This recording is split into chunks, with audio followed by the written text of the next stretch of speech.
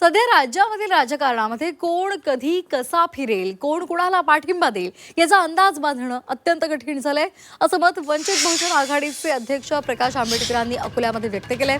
मनसेने कल्याण डोंबिवली महापालिकेमध्ये एकनाथ शिंदेंना दिलेला पाठिंबा हा केवळ पाठिंबा नसून एक प्रकारचा इशाराच आहे, असं आंबेडकरांनी म्हटलंय. यावरून सध्याच्या आघाडीमध्ये सर्व काही आलबेल नाही असं स्पष्ट होत असल्याचंही त्यांनी सांगितलंय. शादी एक से प्यार दूसरी से और शादी ही कशी टिकणार असा टोला आंबेडकरांनी या निमित्तानं लगावलेला आहे. आमच्या पक्षाचे असणारे फारुख अहमद यांनी एक महत्वाची बातमी पसरवली, म्हणजे त्याच्यावरती आणि ठाम होते की मिश्रा नावाची असणारी व्यक्ती ही उद्धव ठाकरेला नंबर 1 आणि नंबर 2 च्या वतीने भेटली.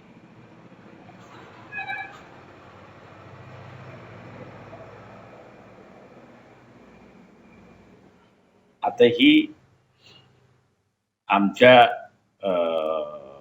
फारुख अहमदला मिळालेली माहिती खरी आहे असं आम्ही त्या ठिकाणी मानतो. याचं कारण की मनसे आता वेगळं जायला लागले, युतीमध्ये दरार आले असं दिसतं.